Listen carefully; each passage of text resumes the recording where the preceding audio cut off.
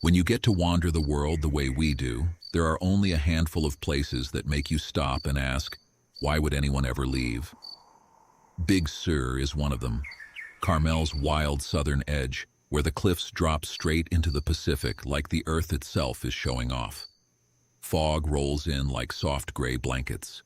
The ocean pounds the rocks in a rhythm older than any human clock. Redwoods stand guard. It's paradise, so why leave?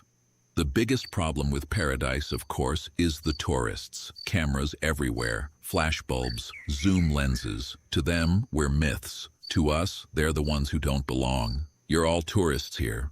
One of the most remarkable encounters we ever had with a female human happened in the late 1980s, by your reckoning anyway. A small family of ours had slipped down to the beach for a quiet dinner. 6 of us in total. Heath, a barely mature male still testing the edges of his strength, 2 adult females, and 3 younglings, what you call juveniles. A clear creek met the ocean in a perfect little cove. Heath waded out into the cold water, yanking up long strands of seaweed and tossing them back to the females. They chewed the roots, then rubbed the slick green blades into their fur, working out knots and salt with the kind of easy affection that only comes when the world feels safe. It was rare, peaceful, the kind of evening you remember. Then she appeared.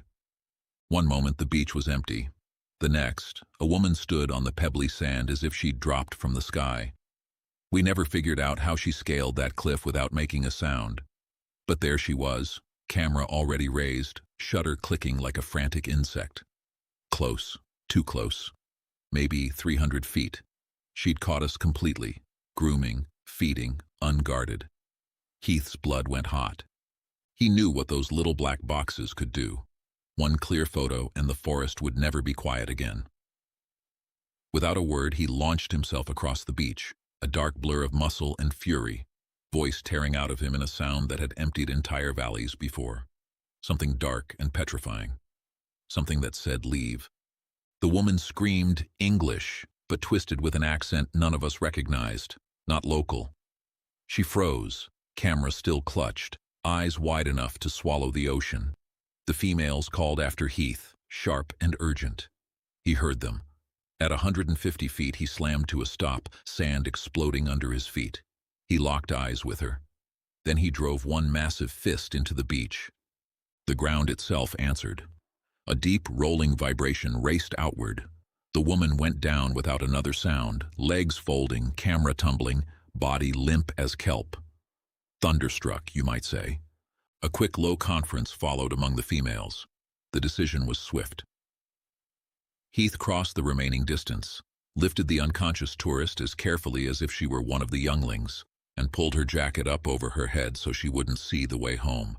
He carried her up the cliff path, the same impossible route she'd somehow managed on the way down, and set her gently beside the cars parked along the highway. The camera, of course, never made it back. It vanished with the squatches into the trees, swallowed by the forest, the way secrets always are. When she woke, the only things waiting for her were confusion, a pounding heart, and the distant crash of waves. Would the local authorities believe a story about giant hairy figures on a Big Sur beach at dusk? Never. We already knew that. Some tourists leave with postcards. She left with a mystery she'll carry the rest of her life. And we left with one less camera pointed at paradise.